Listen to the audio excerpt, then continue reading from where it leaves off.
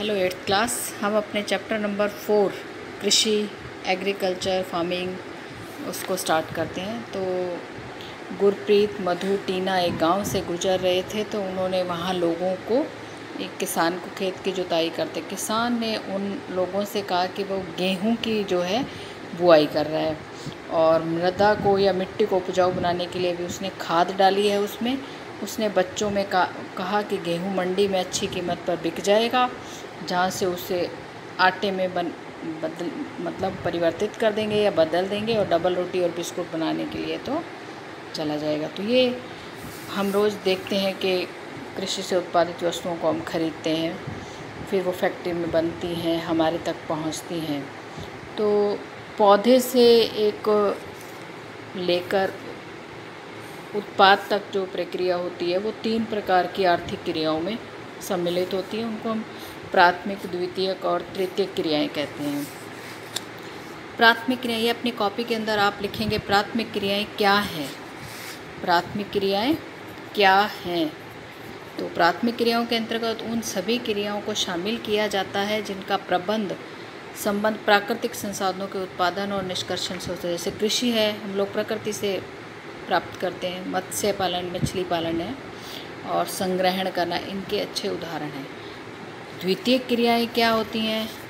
इनमें क्या होता है, संसाधनों के प्रसंस्करण से संबंधित है, मतलब उसका रूप परिवर्तित करना। हमने अगर प्राथमिक में कपास प्राप्त की तो द्वितीयक में हम उसको एक कपड़ा बनाएंगे। तो इन संसाधनों के उदाहरण हैं जैसे इस्पात, डबल रोटी बनाना, कपड़ा बुनना, ये द्वितीय क्रियाएं हैं। ये भी आपको कॉपी के अंदर करना है। तृतीय क्रियाएं क्या हैं? प्राथमिक और द्वितीयक को, अब यहाँ पे कपड़ा बन गया लेकिन वो आप तक पहुँचेगा कैसे? यातायात के द्वारा। तो यातायात, व्यापार, बैंकिंग, बीमा जो हेल्प करेंगे उनको सबको, वो तृतीयक के उदाहरण हैं। ठीक है, हम कृषि के बारे में, जैसा कि हमारा चैप्टर है तो पढ़ना चाहेंगे, तो उसमें कृषि एक प्राथमिक क्रिया है। आपके फर्स्ट क्वेश्चन का आंसर भी है कृषि क्या है, तो फसलों, फलों, सब्जियों, फूलों को उगाना, पशुधन, ये सब कृषि में शामिल होता है। विश्व में 50% लोग, पूरे वर्ल्ड की बात करें हम, 50% लोग कृषि में लगे हैं। भारत की जो है 2/3 जनसंख्या कृषि पर निर्भर है। और क्या क्या अनिवार्य होता है कृषि के लिए?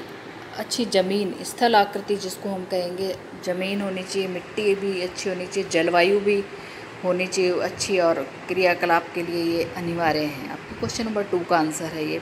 जिस भूमि पर फसलें उगाई जाती हैं कृषिगत भूमि कहलाती है। वो जहाँ पर फसलें उगाई जाएंगी वो कृषिगत भूमि कहलाएगी। मानचित्र में देख सकते हो, दिखा रहे हो मैं आपको, यहाँ जहाँ ग्रीन एरिया आपको दिखाया गया है, तो भारत का आप देखो तो काफ़ी एरिया जो ऐसा है जहाँ कृषि हो सकती है।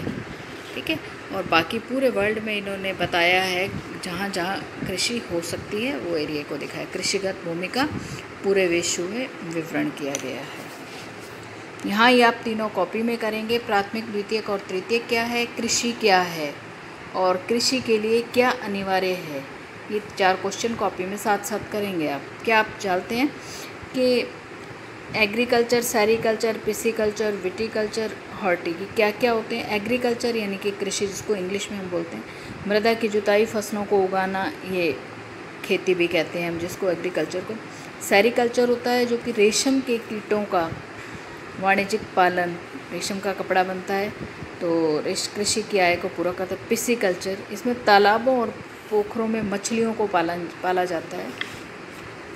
विटीकल्चर जिसको हम अंगूरों की खेती के लिए बोलते हैं, और हॉर्टिकल्चर वाणिज्यिक उपयोग के लिए सब्जियों, फूलों को, फलों को उगाना, ये हॉर्टिकल्चर कहलाता है। ये भी आपको कॉपी के अंदर लिख के और याद करना है, लिखना है। कृषि या खेती को एक तंत्र के रूप में देखा जा सकता है। इसके महत्वपूर्ण निवेश क्या होते हैं, क्या क्या चाहिए होता है? बीज है, खाद है, मशीनरी और श्रमिक। जुताई, बुआई, सिंचाई, निराई, ये सब क्या होती हैं, इसके कार्यक्रम होते हैं। कोई किसान है तो आप उससे ज़रूर डिस्कस करें कि क्या क्या करते हैं। सबसे पहले वो क्या करते हैं, जुताई, फसल को जोतना, फिर से यानी ज़मीन को सही करना, फिर बो देते हैं फसल को, फिर उसमें पानी, सिंचाई वो करते हैं, और उसके बाद आपका आता है निराई और फिर कटाई।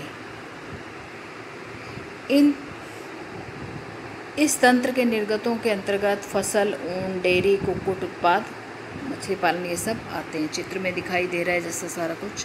फिर हम अगले टॉपिक पे आते हैं। तो कृषि के प्रकार क्या हैं? ये निर्वाह कृषि और वाणिज्यिक कृषि दो प्रकार की होती है।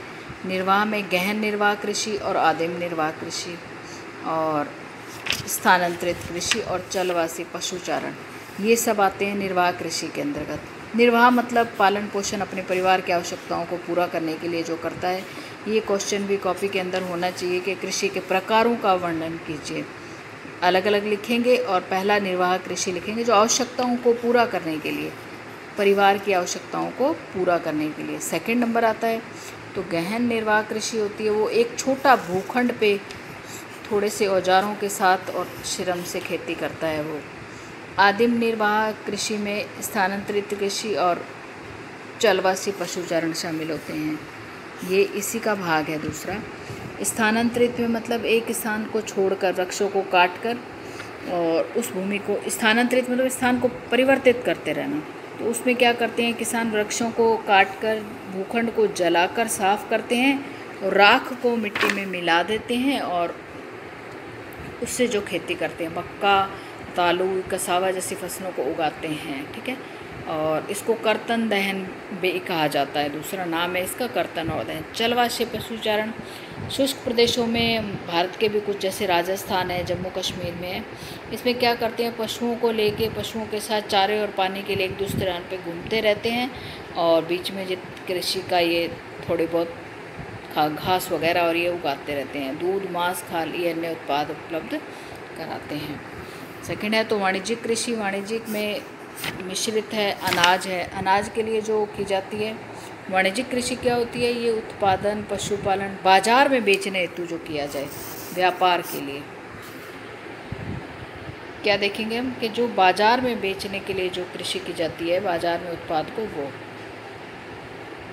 इसमें अनाज भी हो सकता है, मिश्रित कृषि भी हो सकती है। अनाज यानी कि अनाज कृषि वाणिज्यिक, गेहूँ और मक्का जो है अनाज है जैसे, और मिश्रित कृषि में बहुत सारी और जैसे भोजन, चारा, ये सब होगा। ठीक है, एक और है आपकी रोपण कृषि। वाणिज्यिक कृषि का ही है, मतलब बड़े बड़े बागान होते हैं जिसमें चाय, कहवा, काजू, रबड़, केला, कपास, एक ही फसल को बड़े बड़े उसमें उगाई जाती है। बहुत श्रम चाहिए, पूंजी भी चाहिए। ठीक है, और मुख्य यहाँ मलेशिया में रबड़ होता है, जैसे ब्राज़ील में कहवा, भारत और श्रीलंका में चाय होती है, जो ये इसका प्रमुख उदाहरण है। तो यहाँ तक का आप अपनी कॉपी में करेंगे। नेक्स्ट टॉपिक हम अगले वीडियो में करेंगे। Okay, thank you.